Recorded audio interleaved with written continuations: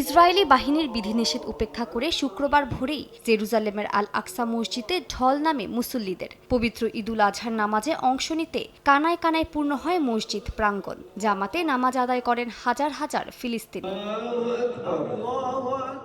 মুসলমানদের সবচেয়ে বড় এই উৎসব হলেও গাজায় ইসরায়েলি হত্যাযজ্ঞের কারণে কারো মুখেই ছিল না আনন্দের হাসি। ঈদের নামাজ শেষে অবরুদ্ধ গাজা উপত্যকার ফিলিস্তিনিদের জন্য করা হয় বিশেষ দোয়া।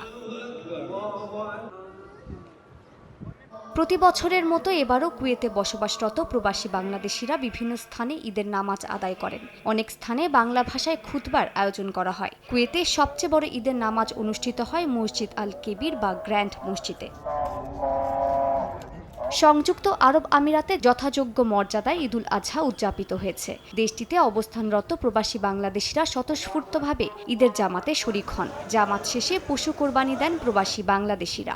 বড় মসজিদে নামাজ পড়লাম, তারপরে এখান থেকে যে কুরবানি দিব, ছাগল টাগল সবাই একসাথে মিলেমিশে মনের যে পশুত্বটা আছে এটাকে কোরবানি করার মধ্য দিয়েই আমি মনে করি যে এই ঈদটা উদযাপন করা উচিত। বিশ্বের সবচেয়ে বড় মুসলিম দেশ হিসেবে পরিচিত এশিয়ার দেশ ইন্দোনেশিয়ায় নামাজ শেষে বিশেষ মোনাজাতে গাজার অসহায় ফিলিস্তিনিদের জন্য মহান আল্লাহ রাব্বুল আলামিনের কাছে প্রার্থনা করেন মুসল্লিরা। অবিলম্বে ইসরায়েলি আগ্রাসন বন্ধের দাবি জানান তারা। স্পেনের মাদ্রিদে বসবাসরত মুসলিমদের পাশাপাশি বার্সেলোনা ও অন্যান্য শহরে বাংলাদেশে অধ্যুষিত এলাকায় ঈদের সালাত আদায় করেন মুসল্লিরা। অনেকের কর্মস্থলে ছুটি না থাকায় নামাজ শেষ হওয়া মাত্রই জীবন জীবিকার তাগিদে কর্মস্থলে ছুটে যেতে হয়। একই চিত্র ইউরোপের আরেক দেশ ইতালিতে। রাজধানী রোম, মিলান, ভেনিস সহ প্রধান শহরগুলোতে মসজিদ এবং খোলা মাঠে ঈদের জামাত অনুষ্ঠিত হয়।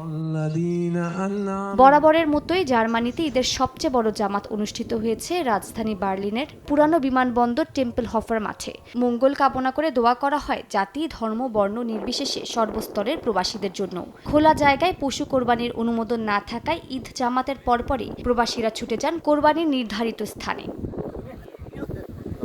আয়ারল্যান্ডেও বাংলাদেশি কমিউনিটির মুসল্লিরা ঈদের নামাজ আদায়ের পর একে অপরের সঙ্গে কোলাকুলি করে শুভেচ্ছা বিনিময় করেন। আয়োজন করা হয় বিভিন্ন মিষ্টি খাবারের।